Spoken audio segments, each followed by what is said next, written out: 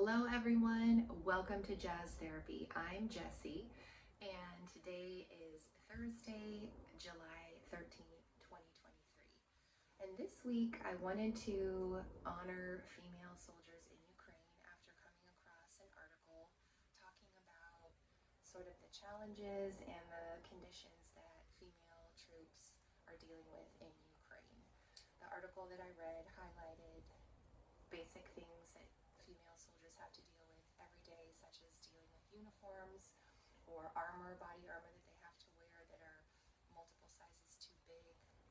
And they talked about not having access to medical care they needed specifically for women's health issues such as yeast infections. The article also mentioned that female soldiers who are pregnant will fight in the war up to 7 months pregnant, and so I just really felt moved. I felt in awe of what these women are doing to fight for their country. I also just continue to feel really powerless when I read about the war in Ukraine and how it's continuing. And being so far away, it feels like there's really nothing I can do. And oftentimes that is true, other than pray or donate money to a charity that perhaps is going to help out. And so I wanted to create a meditation where we could send positive energy to female troops in Ukraine, and we did that, so please do that. That's the first part of Jazz Therapy.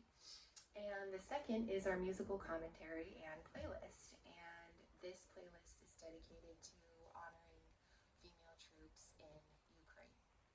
So let's get to the music. This week there were multiple jazz birthdays. I didn't get to preview all the music for everybody.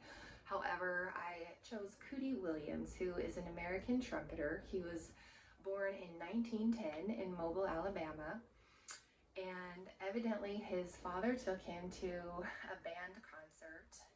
It was probably a big brass band since there were not jazz ensembles at that time, and his dad, after the concert, asked him, "What did you think?"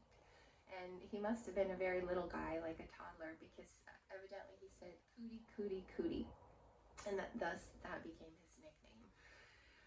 He started to play musical instruments. I guess he wanted to play the trombone originally, but his arms were too small, so he started on the trumpet, and he learned very quickly. He eventually made his way to New York and played in the Fletcher Henderson band, and he played with some others. And by 1928, he joined Duke Ellington's orchestra at the Cotton Club.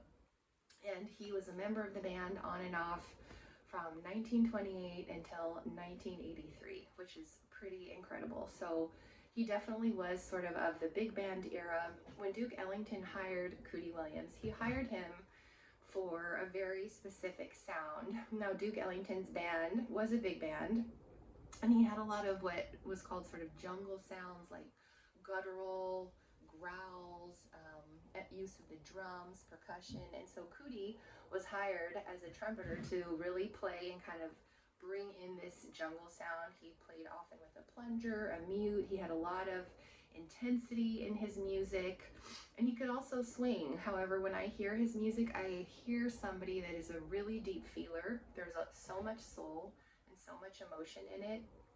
There's something very alive about it, and it almost feels modern, even though he really primarily played in a big band. So that's just a little bit about Cootie Williams. So let's get to the music. All right. The first song I chose goes into the category of emotional dwelling. And this is when we want to listen to a piece of music to just mirror our mood. And in regards to the war in Ukraine, as I spoke to earlier, I feel sad it's still going on. I feel pretty melancholy overall that it's just, it's almost a year and a half. I feel a lot of awe and admiration for the female soldiers who are fighting. However, overall, it's a little bit melancholy. So the song I chose for this category is called Round Midnight, and it features Cootie Williams playing the trumpet. Now, you guys probably know Round Midnight, which was really made famous by Miles when he recorded the album in the early 50s. It's absolutely beautiful album. However, Round Midnight is actually a Thelonious Monk tune that Monk composed in 1940. And evidently Cootie Williams helped him compose it. Cootie Williams was the first person to ever play the tune, and he was giving Monk, I guess, some feedback and notes as Monk was composing this song. So I thought that was a really cool bridge. You know, Monk is really associated with bebop and just innovation, and I love that Cootie Williams, kind of from a different era, could play this tune that really then, you know, as we see through the decades, became a jazz standard. So this song also showcases a different side of Cootie Williams that we don't hear as much. There is melancholy in this song. There's a mournfulness. However, it's not entirely sad. There's also a yearning in there. It sort of reminds me of late at night when we might be reflecting or daydreaming, or, you know, just kind of in touch with the deepest parts of ourselves that are harder to maybe come into contact with or acknowledge earlier. The part of us that dreams or has our unfulfilled feelings late into the hours of the night. So I really like this tune. Check it out around midnight, and that's a really neat connection between Thelonious Monk and also Cootie Williams. All right, going on to the second song I have for you. This goes into the category of emotional innovation. And emotional elevation is the category when we want to listen to music to help us feel better. The war in Ukraine, it is melancholy, so sometimes we want a piece of music just to sort of help us feel hopeful and feel better. So the piece that I chose for this is a 1957 Cootie Williams song from an album called Presenting Cootie Williams. And the song is called You Talk a Little Trash. I love the name, very tongue-in-cheek. Now this song is really spirited, it's playful, it's swinging, it's upbeat. You hear Cootie on the trumpet with sort of really big sounds. There's also a very playful, almost flirtatious energy to him and his music, and this is a great piece that really captures the spirit of him. There's just this intense, playful, jubilant energy, and so I really wanted to choose this song. I just love the title, and when I heard it, I just sort of was snapping my fingers and moving around, and I feel like it really got, you know, the spirit of Cootie Williams and his playing. So this definitely will sort of pick up your mood.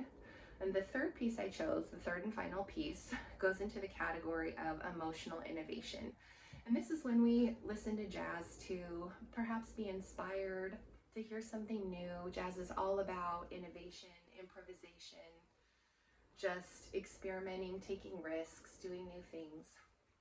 And that's, I think, what it's going to take to win the war in Ukraine. Either that, or as I continue to pray for Vladimir Putin, well, perhaps somehow be able to back out of this war gracefully. I don't think that's going to happen, but we'll continue to pray or hope for that. Anyway, emotional innovation. So the song I chose for this category is called Tootie for Cootie, and this is a composition by Duke Ellington.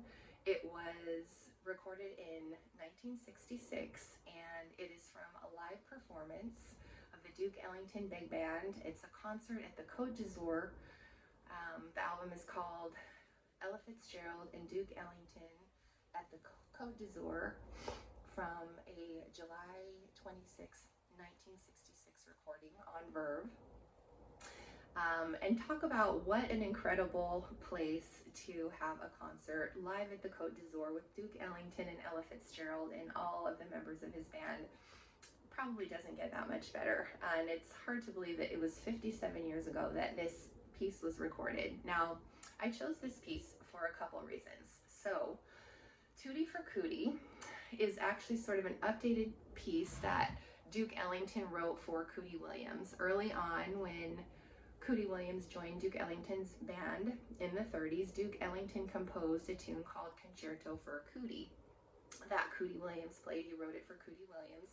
Now later on, when this lyrics were set to this piece, it became the song Do Nothing Till You Hear From Me. It's like, do nothing till you hear from me. It's a great spurned lover song. It's sort of about, like, you know, I'm not gonna call you back, like, don't wait for my call. I feel like Billie Holiday has a just very, very beautiful version of it. So that is pretty cool. And in the introduction to this song in the concert, Duke Ellington says this is sort of the new Tootie for Cootie. So there's some updates to it, and I really love this piece because we have the full Duke Ellington Orchestra, so there is that sort of big band sound, and we hear Cootie Williams again with his intensity, his mute, his plunger. He really is the star here. He gets to kind of perform and showcase. There's just a lovely, intense, fun energy to this song. And you can hear also in parts of the song, Duke Ellington is kind of calling out and exhorting the band. The energy of the live performance and the audience being in the background is very palpable, and it's just a pretty amazing piece. And Cootie Williams spent a lot of time with Duke Ellington's band and toured in Europe for many, many years. So this is a great album, and it really showcases sort of the range of Cootie Williams. Okay, so these are the 3 songs I have for you guys today. I hope you enjoy them. I also just want to say, in the spirit of France, since this last tune was set in France at the Côte d'Azur, Bastille Day is July 14th, and I just want to say happy Bastille Day, and I really just want to take a moment to honor France, and especially honor the French people who have really been champions of jazz since its incipiency. You know, jazz really is America's art form, and from very early on in the 30s and 40s and beyond, American jazz musicians went to Europe, and specifically, Belgium, England, Holland, but France was really big to tour, and jazz was very, very well received in Europe, of course, through the 30s, 40s, and 50s. Jim Crow laws were still very rampant. Musicians often had to play in segregated concert halls. There is still just a lot of racism here. There still is. I'm not saying it's not here. However, going to Europe was kind of like a respite for jazz musicians, where they could just go enjoy. They were respected and treated like revered artists. And so, and France was a place where people really deeply understood and appreciated jazz.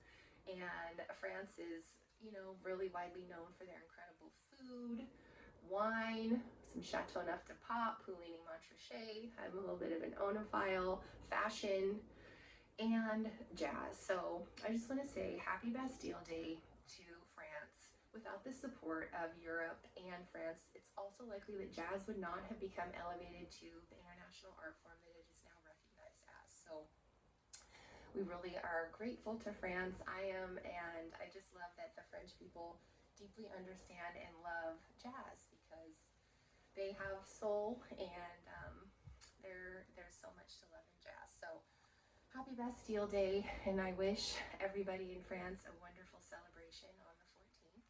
Please get out and listen to live jazz. Also, drop me a line. You can email me at info@jazztherapy or leave a comment at jazztherapy.com. I would love to hear from you and hear what you think, and potentially make some new jazz friends who just love jazz and have nerdy little jazz hearts just as much as I do. So thank you so much for watching, and I will be back